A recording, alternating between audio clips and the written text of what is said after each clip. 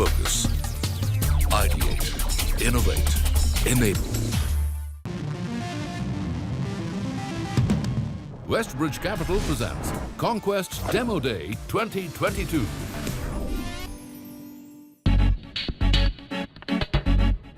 Conquest, an initiative by the Center of Entrepreneurial Leadership, Pilani, is India's first student-run startup accelerator, which provides mentorship to India's best startups. Conquest Demo Day 2022, conducted in Bangalore, brought forth innovative ideas and solutions by startups and enabled them to network with India Inc.'s biggest luminaries. Pilani has been on a forefront in the entrepreneurship segment, and I'm very happy to say that the Center for Entrepreneurship Leadership, which is actually the leading this Conquest event, which is a student-driven event, and the Pilani has been always providing the platform to get into the new subject area like new venture creations through which the students are getting benefited, and creates an ecosystem where they are able to have their own ideas and innovations, which can become an integral part of the future startups. Conquest is an example of one of those programs that is so sorely needed within the ecosystem. I think what we do as accelerators, usually we interact a whole lot as an ecosystem, and including WeWork Labs, we interact with your founders who have sort of raised seed money up to your Series A's and your Series B's, corporates, everyone else involved. But the student community is someone I think as an ecosystem, all accelerators want to engage more with. And I think Pilani and Conquest have been doing this incredibly well for a few years. This is the first time we partnered in such a deep way with them. This kind of a conduit to the startup ecosystem from the talent community, most of which come from the student community, is so critical to actually help this ecosystem grow as a whole. IDFC First Bank is committed to supporting the startup ecosystem, and working with the Pilani Conquest enables us to support the entrepreneurs in their journey. Conquest Demo Day not only saw path-breaking ideas, but it was also a platform for industry stalwarts to share their wealth of knowledge. Esteemed panelists put the spotlight on how budding entrepreneurs can groom and sharpen their skills to cater to the ever-changing demands of the market. There's a new word that's entered the lexicon of not just media, but I think the world at large, which is the new normal. I think the new normal was for the startup ecosystem last year, $38.5 billion in deal value coming into the system. High-profile exits also happened through listings. And therein comes another new normal in 2022, which is a reality check. I'm really looking forward to this. So we'll start the conversation. We'll dive straight in with the founder's side. Rahul, has the ecosystem changed? And are you feeling the new normal, which is a 22 new normal, or the 2021 was the real new normal? I think that reality hasn't changed. What remained real previously was that you need to add value. Whether it be your customers, your supplier, you had to add value and you had to make sure that they value it as well. And that remains true today as well. It hasn't changed. If you are starting something up, you need to be out there understanding the customer. You need to be out there understanding the partners who are the ones who are helping you grow the ecosystem. And as long as you're doing it, there would be people who would come to you and fund you. Raghu, what about you? I mean, you're a serial entrepreneur almost, and you've had various iterations. See, I think the only reality is the cycle. There are ups and downs. That's the only reality, right? And 21 could have been probably an up, right? And I've seen 2 or 3 such kind of cycles. So because of which I understand the euphoria that was associated with 2021. And what has really happened, right? And it's not that 2022 is bad, all right? Probably during the upcycle, there are 100 VCs chasing 50 companies, right? But in a down cycle, what I witnessed is 30 VCs are going to chase 10 good companies. The question for most of the founders is, are you a part of that 10? So I don't think so. There is a complete standstill that really happens. That's interesting. It's time to turn left. And the optimism that our two founders here have, which is very inspiring and very positive, But Shama, what's the reality check? What are you seeing as far as the marketplace is concerned? I think this is the right time for our economy to go through some changes. What is the new normal? I don't know. I think in a startup world, I don't know if anybody sitting here would want to have a very static new normal, because that's the fun of being in this industry. I think any idea, even today, if it disrupts the status quo, is going to get good funding. I think the investors should be cautious if they are not. The businesses are only run with one perspective, run for profit. Rachit, can you sort of decode what happened post-pandemic and where are we right now in that entire journey, if we may sort of sum that up? Maybe if we rewind to kind of end of 2019, there was, I think we were on a positive uptrend in terms of like where startups were going, the amount of funding that was in the ecosystem, things were progressing smoothly. Obviously, March 2020, things came to a grinding halt. There was almost most VCs kind of paused and said, let's see what happens. And everything just went to kind of a wait and watch mode to see what happens. There was a lockdown. And then suddenly, as things opened up again, there was a huge kind of, it went from one side to the other in terms of digital transactions, consumers coming online, because there were no options in many ways. And so everybody thought that's the way that it's going to be forever. And it went from wait and watch and no funding happening or nothing happening in the startup ecosystem to the other extreme, which was that everything is going to be even better than it was before because everyone's coming online in larger and larger numbers. Kshitij, legend has it that you started Pixel while still in college, right? And the idea incubated in the BITS campus. Why don't you tell us that, considering space tech can become a technical sort of a field, right? How do you go from a group of individuals who are fascinated and curious about an idea to a group of founders who take that idea to a startup, right? I would love to know about that from you. As we went through multiple conversations, we made a lot of mistakes in the beginning. We talked to VCs like right out of the idea, and we realized that we need to double down on the business case of the solution. Okay, fine, we have a unique payload we're trying to build for space. Who is the market for this? So talking to the right kind of people, understanding that there is a customer for something, because people cannot sponsor something like this. You have to build a business case, you have to understand the market. And I think that was the shift that we went through our third year, fourth year in college. But it's been interesting. I think a lot of it is also about storytelling. So once you're able to link your final destination, your vision, to a story, when there is a business case to it, when there is a lot of pride as well in terms of building for space, you're able to attract the right kind of people as well. So finding the right kind of team members, investors, just came as the story went ahead. I think moving to Sumit, right? I would love to know from you, Sumit, that when it comes to fintech, right? We've seen that it is a fluctuating market impacted by external forces. I don't want to go into the regulation side of things, but as budding founders in the audience, the question that how do you deal with external forces in a market which seems relatively large? How do you do that as a founder? Would love to know that from you. Honestly, when I came to fintech, within the first 1 year, I realized there are way too many external forces. Everything from regulation to multiple other changing dynamics. And one thing I began to realize that ambiguity had to become your best friend.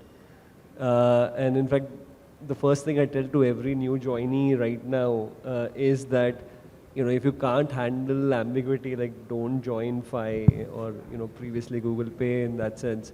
And the way you solve that from a founder lens or an entrepreneur lens is understanding both where the market trends are going, what's going to happen, what's the probability, but in many times keeping a plan B and plan C ready. Right, if you're especially dealing with regulations or other things, ensuring that that you might have the best and most optimal solution which is working today, but you also, if you think there's a chance that this might get turned off because of A or B or C reasons, how do you ensure you have a plan B ready that you can switch to within a couple of weeks? Going to Srikanth, right? And I think what you're doing in a space which is very, very evolving, right? Like when we talk about Web3 crypto, it is in and of itself a very nascent space. I would love to know what your insight into, the crypto space is when it comes to category creating companies. 2017 is when I think a lot of people kind of came to know about crypto and blockchain, at least in countries like India. And what had happened was a lot of developers started building in, and there was also the time when we wanted to do something. But then that was a time which is kind of rigged with a lot of companies and founders who are just trying to, one is the struggle that they faced in terms of, not able to understand what this new technology is, the lack of documentation back then.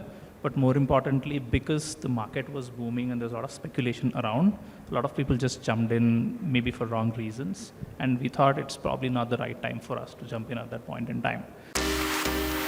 CoinSwitch Kuber's co-founder and CEO, Mr. Ashish Singhal, elucidated India's key to success in the 21st century. He also praised India's youth and their growing interest towards startups and making them great entrepreneurs. Crypto is around the world, so I travel across countries, and where people ask me, what is India's right to succeed in the 21st century, right? And the answer is right here, it's talent, right? India's youth today is not looking it's not a bad thing that they're not looking to work in an MNC, but to create multinational companies of their own and create that impact, right? And that is our power. And that is why I personally believe that India would dominate the 21st century. Our idea of being the services nation has moved on to product nation, and now we are the leaders in entrepreneurship as well. Westbridge Capital presents Conquest Demo Day 2022.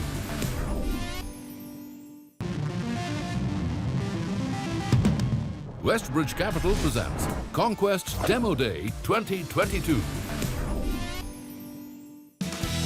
Conquest Demo Day 2022 was an amalgamation of all things innovative and inspiring.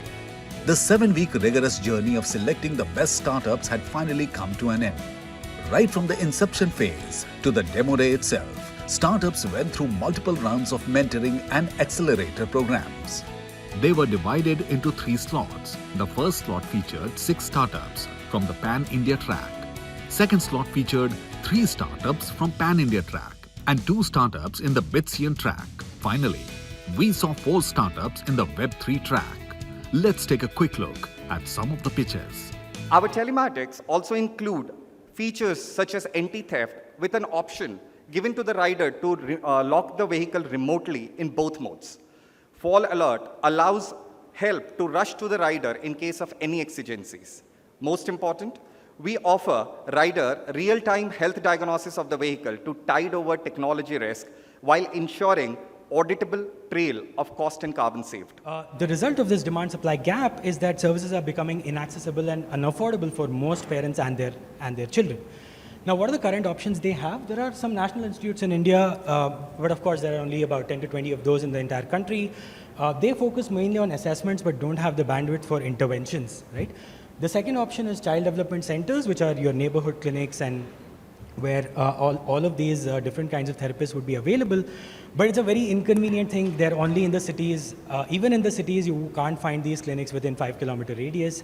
So it's a very inconvenient and expensive sort of option for the parents. And last, of course, is individual therapists, but it's a very unorganized, and discovery is a problem itself in that, right? So the current system leaves parents in a very bad shape. India is our test market. Our primary market is US, where initial 2 years we are targeting Indian diaspora, which is about 944K well-to-do households. And then third year onwards, we can target the complete US market, which is about 43 million well-to-do households. In fact, we already have the hardware in place, and with the recipe creation app, we can create 2 to 3 recipes, and then that's where our journey from Indian diaspora to US consumers become very smooth. Our solution is essentially a smart contract. This smart contract developer can use using our SDK and APIs, and they can create their own use case. They can choose user role assignment function. They can expire time by time, and as well as use base, and they can create their use case. It can be lend, rent, token access. Because अब teacher को भी कम time spend करना है.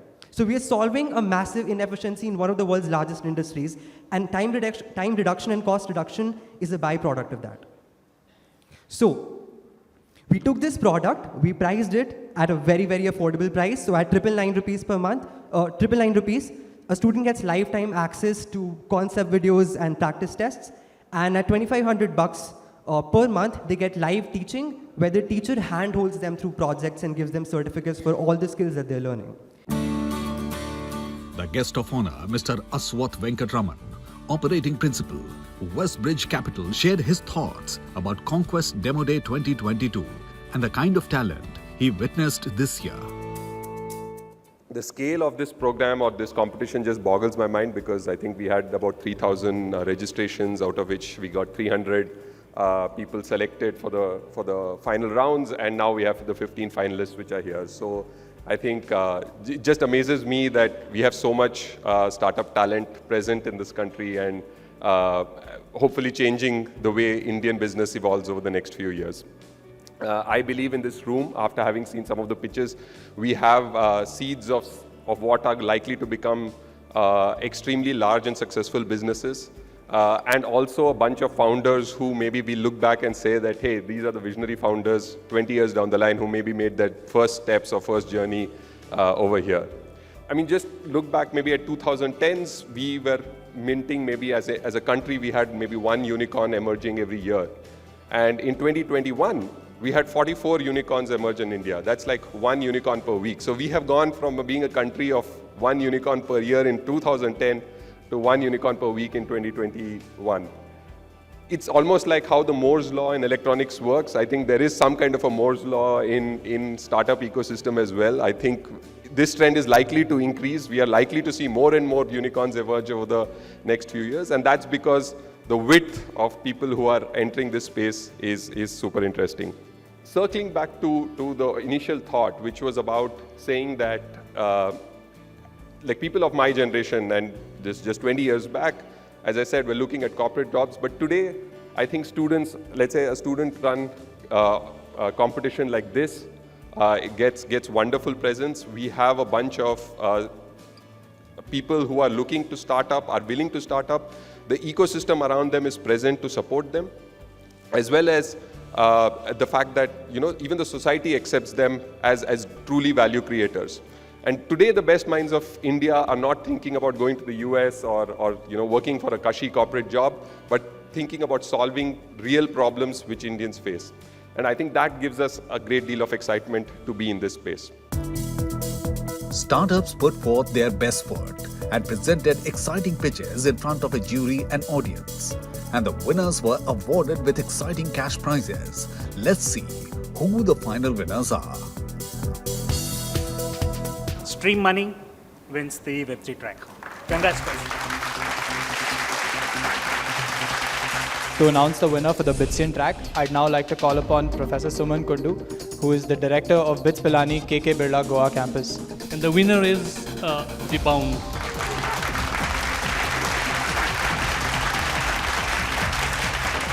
I'd now like to call upon our guest of honor, Mr. Aswath Venkatraman, for the announcements of the runners-up and the winners for the Pan-India track of Conquest 2022. So the runner-up for Conquest 22 for Pan-India track is Daffodil Health.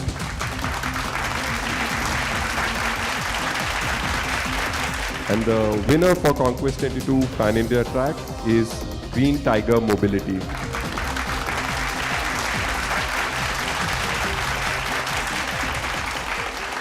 The first thought that come to our mind that this is one step closer towards our dream of green and affordable mobility for everyone. That's the game that we are actually trying to work with in the market. And this win at Conquest brings us one step closer to it. The kind of connects, the kind of networking which has happened here is amazing. It's phenomenal. So it's not only about Green Tiger winning, it's about the entire cohort of Conquest 22 winning. So thank you. We were not expecting any of this to happen actually, because the last few days were a complete roller coaster. We did not have a room to live in. Our office was screwed up. We were almost sleeping in the office for like around 24 to 48 hours, I believe. Yeah. So it was a complete roller coaster, and like things were going downhill. So we thought this would go downhill as well, but look where we are. Yeah, so I would say that insights from the people who have been working with us has been quite meaningful to us. We have enhanced our pitch, our deck, our product as well along the way, and now if I look back, it seems that we were quite naive when we started this, and we have developed a lot on top of the feedbacks that we are receiving. So it has been amazing for us. This is a result of session what we have only, been, right. because mentors contributed a lot to the pitch as well. Conquest Demo Day 2022 was a huge success with all its sponsors from Westbridge Capital, IDFC First Bank, Ernst Young, SolRazr, Concise Labs, WeWork Labs, and Aditya Birla Ventures playing a huge role in making ideas meet resources and dreams becoming a reality.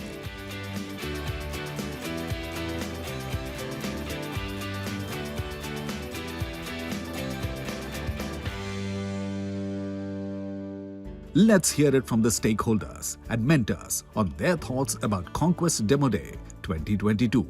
I think this is amazing to have an event like this, especially hosted by one of the premier academia in the country. I think India as an economy is going through a very different stage right now, wherein we are seeing coming up of new startups. That's the right way, wherein we promote innovation in the country at large for the right set of growth potential that India possesses for future, for the world overall. So it has been a great event.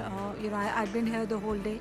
It has been a great event. The good ideas coming through many thousands of total startups, out of which about 15 of those startups coming in for the final round. I think it has been wonderful. I think, again, I think the quality of the builders has been just amazing, incredible to watch them pitch. I know what I was doing when I was in my second year, and this is amazing, right? So, and especially on Web3, I think the quality of teams and the projects, there are a couple of projects which are really solving some very interesting use cases. So I think the team behind them, while they were pitching, there was very clear strategy in terms of how they were going to acquire customers. It is already a product that has been developed. It's on DevNet, and I think they're doing some pilots with real customers. So finding that in Web3 is hard. You can trust me on this because it's very, very new. It's not very easy to find customers on Web3. So yeah, I think that sealed the deal for me. Westbridge Capital presents Conquest Demo Day 2022.